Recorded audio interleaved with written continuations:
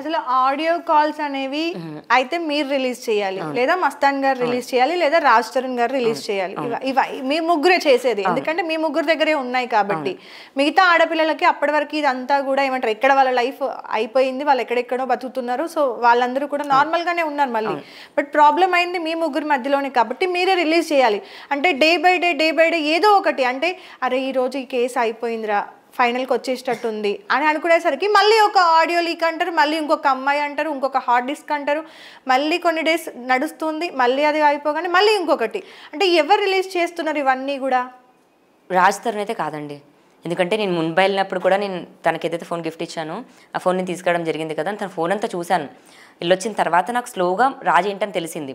అందుకే మీరు చూస్తుంటే ముంబైదే లాస్ట్ ఎపిసోడ్ నేను రాజ్ పైన ఆంటీగా ఉండడం. దాని తర్వాత నుంచి నాకు స్లోగా రాజ్దేం లేదు అని అర్థమైంది. రికార్డింగ్స్లో నేను రాజ్ చేపిస్తున్నాడని అనుకున్నాను స్టార్టింగ్ అంతా కూడా, బట్ రాజ్ కాదండి. అండ్ మస్తాన్ సాయి హార్డ్ డిస్క్లో లావణ్యకి సంబంధించి ఇన్ని రికార్డింగ్స్ పెట్టుకున్నాడు అని పెట్టుకున్నాడు. నా ఫోన్లో అతను ఒక ఏపీకే ఫైల్ వేశాడు. అండ్ నేను ఎప్పుడు కూడా ఫోన్ ఇలానే పెట్టేస్తాను, క్విక్ షేర్ త్రూనో దీంతోనో నా ఫోన్ నుంచి కాపీ చేసేసుకోవడమో లేదా ఏపీకే ఫైల్ నుంచి మస్తాన్ సాయి చేశాడు. ఆ డేటా అంతా శేఖర్ భాష మొబైల్లో ఉందండి. నా వీడియోస్ కూడా నేను విక్టిమ్ని. ఇప్పుడు ఖచ్చితంగా చట్టపరంగా శేఖర్ భాష కూడా శిక్ష పడతాడండి. ఎందుకంటే నా వీడియోస్ ఏ రకంగా అతను రిలీజ్ చేస్తాడు, ఏ ఛానల్కి పంపించాడో ప్రతి ఛానల్కి కానీ మేము లీగల్ నోటీస్, మేము లీగల్గా ఫైట్ చేస్తాము. ప్రతి ఛానల్ వాళ్ళకి కూడా చెప్తున్నాను, అసభ్యకరంగా మీరేస్తున్నారు వీడియోస్. లావణ్య ఇక్కడ రిలీజ్ చేయలేదు. లావణ్య ఒకరు రిలీజ్ చేసిన ఏ అమ్మాయి పేర్లు చెప్పలేదు. లావణ్య వేరే వాళ్ళకి సంబంధించిన, అంటే అమ్మాయిలకు కానీ మస్తాన్ సాయికి సంబంధించినవి కానీ కొన్ని మీడియా ఛానల్స్కి పంపిస్తుంది అనేది కూడా ఒక ఆరోపణ బయట ఉంది. మరి అది నిజమా అబద్ధమా? ఇప్పుడు మస్తాన్ సాయి ఇలా చేశాడు అని చూపిస్తే మనకు తెలుస్తుంది, అది పోలీసులకైనా సరే ఏదైనా సరే. నేను అలా చూపించడం వరకే కానీ అందులో అశ్లీలమై అయినవి అమ్మాయిల బాడీ పార్ట్స్ లేకపోతే అమ్మాయిల స్ట్రిప్ తీస్తూ అన్నవైతే నేను చేయలేదండి. శేఖర్ భాష చేసినట్టుగా మస్తాన్ ఇలా చేశాడు అని పోలీసు వాళ్ళకి ఎలా అయితే చూపించానో అలాగే మీడియా మిత్రులకు కూడా చూపించడమే కానీ నేను పంపించలేదు. కానీ అదే డేటా చాలా మంది దగ్గర ఉందండి. ఇప్పుడు ఎవరైతే రిలీజ్ చేస్తున్నారో నా డేటాతో సహా వాళ్ళే చేస్తున్నారు. ఎందుకంటే మస్తాన్ సాయికి అక్కడ వైఫా గర్ల్ ఫ్రెండ్స్ అన్నది ప్రాబ్లమే కాదు. ఆ ప్రాబ్లమే అయితే అతను రెడ్ ప్లేలో కూడా అప్లోడ్ చేయడు కదండి. సో వాళ్ళు రిలీజ్ చేసి లావణ్య మీదకి కేసు పెట్టించడానికే వాళ్ళు రిలీజ్ చేస్తున్నారు, అంతేగాని నేను చేయట్లేదండి. మీరు అమ్మాయిల సైడ్ నుండి మీరు ఫైట్ చేస్తున్నాను అని చెప్తూనే మిగతా అమ్మాయిలని ఎక్కడో ప్రశాంతంగా బతుకుతున్న అమ్మాయిలందరినీ కూడా బయటకు లాగుతున్నారు కదా. సో ఇప్పుడు మిమ్మల్ని రాజ్ తరుణ్ క్షమించలేడా అనేది మీరు ఎంత బాధపడుతున్నారో, మీ మీద ప్రీవియస్ ఒక అమ్మాయి కేసు పెట్టింది అనుకుందాం, తను కూడా తన లైఫ్ని లాస్ అయిపోయింది, ఎంతో కొంత లాస్ అయిపోయి ఇక్కడ దాకా వచ్చింది. సో ఆ అమ్మాయిని మీరు క్షమించి వదిలేయచ్చు కదా, ఆ అమ్మాయి మీద ఎందుకు? అమ్మాయి సారీ చెప్తే ఖచ్చితంగా వదిలేస్తా అండి. ఓకే, అమ్మాయి సారీ చెప్పాలి నాకు ఒకటి. ఎందుకంటే ఆ అమ్మాయి నాకు పాస్వర్డ్ చెప్పి డిలీట్ చేయించాలి అన్న గేమ్ ఆడిన అమ్మాయి, ఆ అమ్మాయి వల్లే ఫిజికల్, ఆ అమ్మాయి మస్తాన్ ఎంత సైకో చెప్పిన అమ్మాయి, అమ్మాయికి తెలుసు పర్సనల్గా ఎలా కొడతాడో లేకపోతే ఎలా అటాక్లు చేస్తాడో సాయి అని. ఆ అమ్మాయి వల్లే కదా నాకు ఒంటి మీద దెబ్బ. ఈ రోజైనా సరే మస్తాన్ సాయి లైఫ్లో ఇలా అవ్వడానికి కారణం కూడా ఆ అమ్మాయి. ఇలానే మిగతా అమ్మాయిలు ఒకవేళ బయటికి లేదు బయటికి నేను ఏ అమ్మాయి పేరు కూడా మీరు ఇప్పటికీ చూస్తుంటే కూడా నేను స్వాతి దుగ్గిరాల తప్ప ఇంకా ఏ అమ్మాయిలు కూడా నేను ఎత్తట్లేదు, బ్యాడ్ అని కూడా నేను చెప్పట్లేదు. అందరినీ విక్టిమ్స్గా కన్సిడర్ చేస్తాను నేను, స్వాతి దుగ్గిరాలను మాత్రం కన్సిడర్ చేయను. ఎందుకంటే రీసెంట్గా ఒక వీడియో కూడా రిలీజ్ అయింది మస్తాన్ సాయి వేర్ అతన్ని కొట్టుకుంటూ ఇది ఉంటే స్వాతి ఒక సైకోగా నవ్వుతుంది. స్వాతి నాతో తన ఓన్ వాయిస్తో చెప్పిన రికార్డింగ్స్ ఉన్నాయి. మస్తాన్ సాయిని ఎలా ఆడుకోవాలో ఎలా తనని మెంటల్గా ఇది చేయాలో నాకు తెలుసు అని. సో తన ఓన్ వాటి కోసం మస్తాన్ సాయి జీవితంతో కూడా ఆడుకుంది. రేపొద్దున మస్తాన్ కూడా తన లైఫ్లో తన మిస్టేక్స్ తను రియలైజ్ అయినప్పుడు ఖచ్చితంగా స్వాతి పార్ట్ తను ఎంతైతే చేసిందో ఖచ్చితంగా బయటకు చెప్తాడు. ఓకే, యా స్వాతి చాలా అంటే ఇప్పుడు అంటే తన ఇన్నోసెంట్ కాదు అని మీరు అంటున్నారు. కన్నింగ్ అంటాను. Okay, yeah. So next step ఏంటి? తప్పు ఒప్పు కూడా పక్కన పెట్టేస్తే వాంటెడ్లీ నువ్వు ఒక మనిషి మైండ్ సైకలాజికల్గా నువ్వు ఆడుకోవడం తప్పు. అందులో ఇతను పిలిస్తే ఆమె వచ్చేసిందంట అండి, ఆమె కేసు పెట్టేసిందంట, పెళ్లి చేసుకుంటాడు అని నమ్మి వచ్చేసిందంట, కేసు పెట్టేసి వెళ్ళిపోయింది. ఎంతమందిని పెళ్లి చేసుకుంటాడు? సో యా మరి పెళ్లి చేసుకో మరి అని అంటే కేసు పెట్టాను కదా అంటే నువ్వు పెట్టిన కేసు వల్ల నేను పెళ్లి చేసుకోవాలా నిన్ను అని అబ్యూజివ్ మాట్లాడతాడు. సరిపోయిందా స్వాతి దుగ్గిరాల నీకు ఇప్పుడు? అదొకటే క్వశ్చన్ అంటాను నేను. ఎందుకంటే నువ్వు ఆ రోజు స్టాండ్ తీసుకొని లేకపోతే నన్ను రెచ్చగొట్టకుండా ఉంటే నాకు ఈరోజు అయ్యి ఉండేది కాదు ఇదంతా. ఒక స్వాతి వల్ల మా జీవితాలు కూడా ఇవన్నీ అయ్యాయి కాబట్టి నాకు అమ్మాయి అంటే కోపం. నీకు క్షమించను స్వాతిని, అమ్మాయి నాకు సారీ చెప్పాలండి. ఎందుకంటే చెప్తే క్షమిస్తాను. ఓకే, అమ్మాయి నాకు సారీ చెప్పాలి. నెక్స్ట్ ఏం స్టెప్ ఏంటి అంటే లీగల్గా మస్తాన్ పైన ఏమైతే చేయాలో అవన్నీ చేస్తాను. ఎందుకంటే స్వాతి పెట్టిన తప్పుడు కేసు నాకు తెలుసు. ఇలా మాటలు అనుకోవడం తిట్టుకోవడం వేరు, కానీ డబ్బుల కోసం నేను చేయలేదు స్వాతి, అది నీ మనసుకు తెలుసు. నువ్వు నిజం చెప్పేసే, నేను ఎక్కడ కూడా నీ గురించి కూడా మాట్లాడను. స్వాతి నిజం చెప్పే వరకు కూడా. ఎందుకండి అంటే ఈ ఒక్కటి బాగా ఏమంటారు, లావణ్య అనగానే బ్లాక్మెయిల్ చేయడం, డబ్బులు డిమాండ్ చేయడం అనేది బాగా వినిపిస్తుంది కదా. నిజంగా వాళ్ళ దగ్గర నుంచి ఒక్క స్క్రీన్ షాట్ ఇన్ని కోట్ల రూపాయలు ఏమైనా దాచుకుంటే కొంచెం ప్రజలకి ఇవ్వండి కదా. చూపిస్తాను నేను నా ఫోన్లో ఎంత ఉన్నాయో కూడా.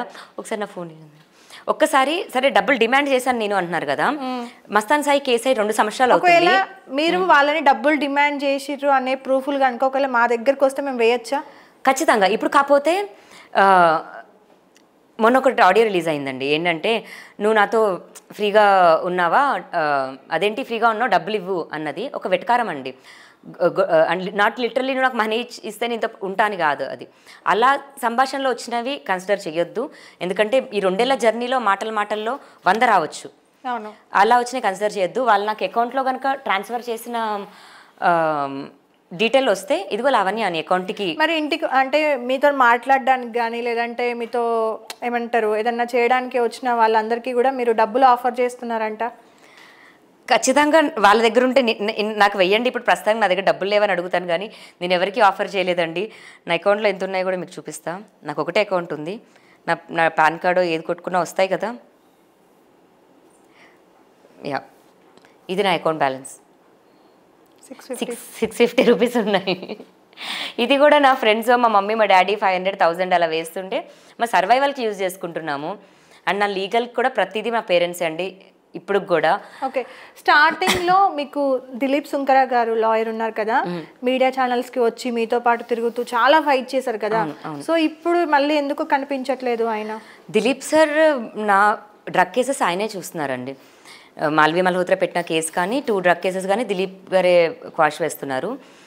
మస్తాన్ సాయి కేసు అడ్వకేట్ నాగూర్బాబు గారు చూస్తున్నారు. ఓకే, సో మరి చాలా కేసెస్ ఉన్నాయి కదా.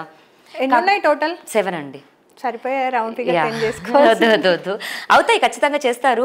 ఎందుకంటే స్వాతి వాళ్ళు ఇంకొక కేసు పెట్టడానికి కూడా మాట్లాడారు. ఇప్పుడు మళ్ళీ పోలీసులతో ఇదే అయితే మరి 8వ కేసు కూడా అవ్వదు కదా. 7వ కేసు 8వ కేసు నాకు తెలియదు నంబర్స్.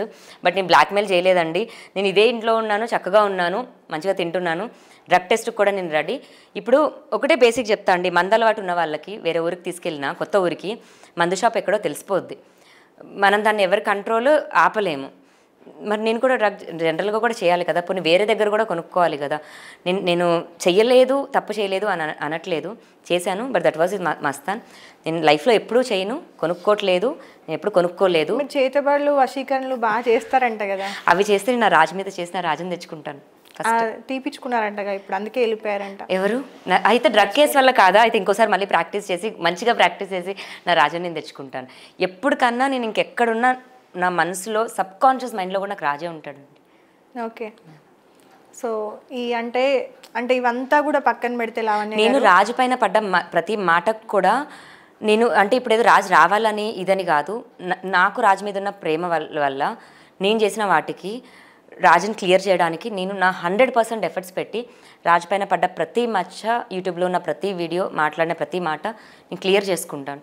ఓకే, ఇవన్నీ పక్కన పెడితే లావణ్య గారు, ఫస్ట్ మీరు ఒక అమ్మాయి కదా, అంటే ఒక్కరమే కూర్చున్నప్పుడు పడుకున్నప్పుడు చాలా డౌన్ అయిపోతూ ఉంటాం కొన్ని సిచ్యువేషన్లో. ఒక్కొక్కసారి సూసైడ్ థాట్స్ కూడా వస్తూ ఉంటాయి. ఇవన్నీ చూస్తూ ఉంటారు, ఇవన్నీ భరించాలా, అసలు ఎందుకురా ఈ లైఫ్, ఇక్కడికి ఇంకా ఆపేస్తే బాగుండు. చాలామందికి అంటే కాయిన్కి 1 సైడ్ తెలుసు. నేను ఇప్పటిదాకా అడిగిన క్వశ్చన్స్ అన్నీ కూడా ఈ 7 months నుండి 1 year నుండి జరిగిన మీ లైఫ్ స్టోరీ. సో ఇవన్నీ కాంట్రవర్సీస్ అన్నీ పక్కన పెడితే మీరు ఎంత సఫర్ అవుతున్నారు వీటి వల్ల? చాలా అండి, కోల్పోయింది నా లైఫ్ అని చెప్పచ్చు.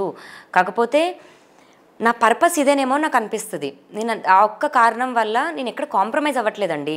నిజంగా మంచి లైఫే లీడ్ చేయాలి అని నాకు ఉండదా? లేకపోతే బయటకు వచ్చి మాటలు పడాలని ఎవరికైనా ఉంటుందా అండి?